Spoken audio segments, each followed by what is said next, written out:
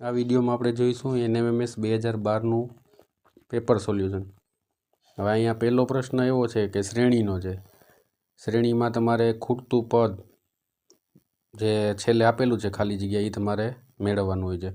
અહીં પહેલો પ્રશ્ન એમ છે 2 4 6, તો આ તમે જોઈ શકો છો કે બેકી સંખ્યા છે। 2 + 2 = 4, 4 + 2 = 6, તો 6 + 2 = 8 જવાબ આવશે। હવે એના પછીનો પ્રશ્ન છે બીજો 4 9 16 ને 25। 4 9 16 આ તમે જોઈ શકો છો કે પૂર્ણ વર્ગ સંખ્યા છે। પૂર્ણ વર્ગ સંખ્યા એટલે કોઈ એક સંખ્યાનો વર્ગ થતો હોય, જેમ કે અહીં 2નો વર્ગ 4, 3નો વર્ગ 9 અને 4નો વર્ગ 16। તો હવે 5નો વર્ગ જે આવતો હોય ને એ આપણો અહીંયા જવાબ થશે, એટલે અહીંયા આપણો જવાબ થશે 25। હવે એના પછી જોઈએ 23 456, 23 45, 345। હવે અહીં તમે જોશો તો પહેલાં પાછળથી છગડો નીકળે છે, પછી આગળથી બગડો નીકળે છે। હવે પાછળથી આપણે પાંચડો કાઢીએ તો જવાબ આપણો થશે 34। આ રીતની લોજિક આ ત્રીજા પ્રશ્નમાં છે। હવે એના પછીનો પ્રશ્ન છે 1 10 11 અને ખાલી જગ્યા। તો અહીં આપણે જોઈએ કે આ પ્રશ્નને આપણે બે રીતે ઉકેલી શકીએ। એક એ રીતે કે આને એક શ્રેણીની અંદર બે શ્રેણી આપેલી છે, 1 11 પછી અહીંયા 21, એટલે કે 10 10 ઉમેરાય છે, અને અહીંયા 10 10 ઉમેરાય છે, 10 ને 10 20, અને જો આગળ આપણે હજી એકાવી તો અહીંયા જવાબ આવશે 30।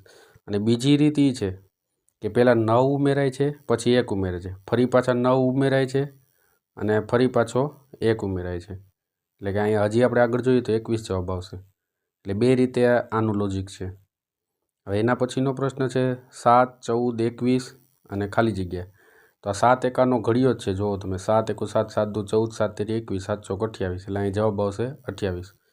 એના પછીનો છે 12 9 6, તો 12માંથી 3 જાય તો 9, 9માંથી 3 જાય તો 6, 6માંથી 3 જાય તો 3, એટલે આપણો જવાબ આવશે 3। એના પછી જે 4 10 15। હવે જ્યારે તમને શ્રેણીમાં પદ આપેલા હોય ત્યારે પહેલાં બે પદ વચ્ચેનું અંતર જોઈ લેવાનું। તો અહીં 4 ને 6 10 થાય છે, એટલે +6, પછી 10 ને 15 તો +5, એટલે 6 વધ્યા 5 વધ્યા, હવે 4 વધે, કારણ કે ઉતરતા ક્રમમાં વધે છે, એટલે 15 ને 4 આપણો જવાબ આવશે 19। જે પ્રશ્ન તમને ન સમજાય એ તમે કમેન્ટ બોક્સમાં કહી શકો છો પ્રશ્નના ક્રમ સાથે। હવે એના પછીનો છે 8મો 414 525 636। હવે આમાં તમે એક સિમ્પલ લોજિક જુઓ કે પહેલી સંખ્યા અને છેલ્લી સંખ્યા એમાં 1 1નો વધારો થાય છે, અને વચ્ચેની સંખ્યામાં પણ 1 1નો વધારો થાય છે। હવે અહીં 4 પહેલાં આપણે જોઈએ, આ 4 છે, 4ના 5 થયા, 5ના 6 થયા, હવે 6ના 7 થશે, કઈ તો કે પહેલી અને છેલ્લી સંખ્યા, અને વચ્ચેની સંખ્યા તમે જુઓ 1 2 3 અને 4 આવશે, એટલે આપણો જવાબ થશે 747। હવે એના પછી છે 5 15 25, તો 10 10 ઉમેરાય છે, 5માં 10 ઉમેરો 15, 15માં 10 ઉમેરો એટલે 25, 25માં 10 ઉમેરો એટલે 35। આ પ્રકારની શ્રેણી છે। હવે એના પછી છે 7 9 11। હવે 7માં 2 નાખીએ તો 9 થાય, 9માં 2 નાખો તો 11 થાય, હવે 11માં 2 નાખો તો કેટલા થાય તો કે 13, તો આપણો જવાબ થશે 13। એના પછીના પ્રશ્નો છે 11 થી 20ના।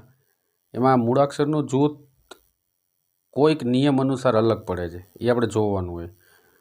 જો આમાં જવાબ તો આપેલા છે, પણ હું તમને કઈ રીતના એ અલગ પડે છે હું તમને સમજાવીશ। તો 11મા પ્રશ્નમાં તમે જો RST LMN અને BCD એ ક્રમમાં છે, જ્યારે EGF ક્રમમાં નથી, ખરેખર EFG આવવું જોઈએ, એટલે આ જે EGH છે એ આપણો જવાબ છે, કારણ કે આપણે જવાબ તરીકે જે અલગ પડે છે ને એ જ આપણે OMRમાં રાઉન્ડ કરવાનું હોય છે। એના પછીનો બીજો એટલે કે આનો 12મો પ્રશ્ન MO PR GI અને FD। હવે અહીં તમે એક લોજિક જુઓ કે M અને Oની વચ્ચે N આવે, એટલે એક અક્ષર છોડીને છે, P અને R વચ્ચે Q આવશે, G અને I વચ્ચે H આવશે, અને F પછી ABCDEFG અને પછી અહીંયા H આવવો જોઈએ, F અને H, જ્યારે અહીંયા F અને H નથી પણ F અને D છે। હવે એના પછી 13મો તમે જુઓ, 13મો XYZ ક્રમમાં છે, ABCDના ક્રમમાં, UVW પણ ક્રમમાં છે અને CDE એ પણ ક્રમમાં છે, જ્યારે આ IJK આવવું જોઈએ, અહીંયા IKJ છે. એટલે આપણો 13મા પ્રશ્નની અંદર 3 નંબરનો ઓપ્શન ખોટું પડે છે. પછી 14મો AB, પછી DE એ પણ ક્રમમાં છે, KL એ પણ ક્રમમાં છે. અહીંયા HI આવવો જોઈએ, એની જગ્યાએ HJ છે, એટલે એ અલગ પડે છે. એટલે અલગ પડતો જે ઓપ્શન છે 4માંથી એ જ આપણો જવાબ છે. હવે 15મો જોઈએ, ZYX ABCDના ઉલટા ક્રમમાં, CBA ABCDના ઉલટા ક્રમમાં લાઇનમાં જ છે, અને HIJ એ પણ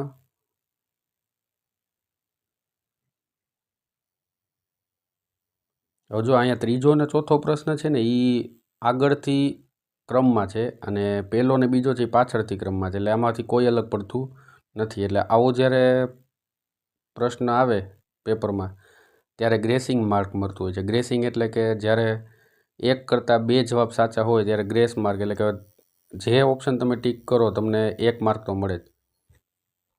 હવે 16મો પ્રશ્ન, AB, BC, CD અને DE આવવો જોઈએ, એની જગ્યાએ F છે, એટલે DF આપણો અલગ પડે છે.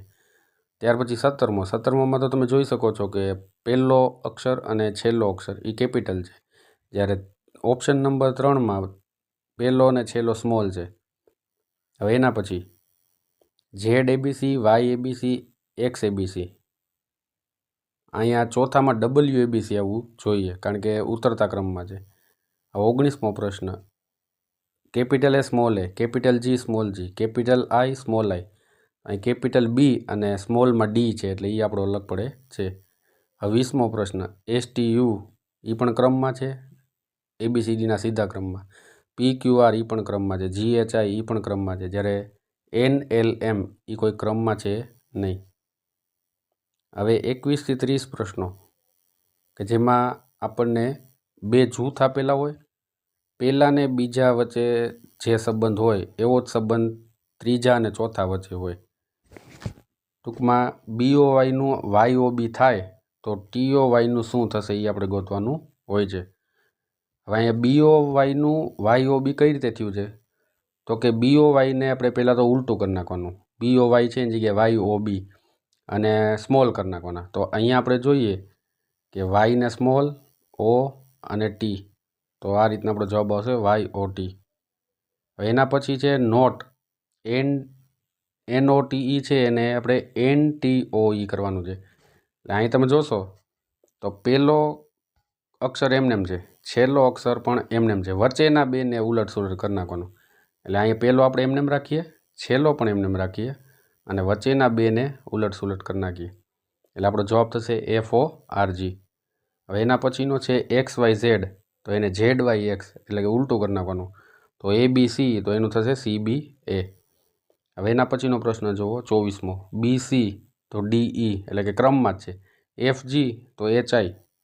25મો પ્રશ્ન છે LMN, તો એને સ્મોલમાં LMN લખવાનું, XYZ તો એને સ્મોલમાં XYZ લખવાનું. ટૂંકમાં અહીંયા જે પહેલા 2 જૂથ આપેલા છે એની વચ્ચે જે સંબંધ હોય ને એવો જ સંબંધ અહીંયા રહેવો જોઈએ.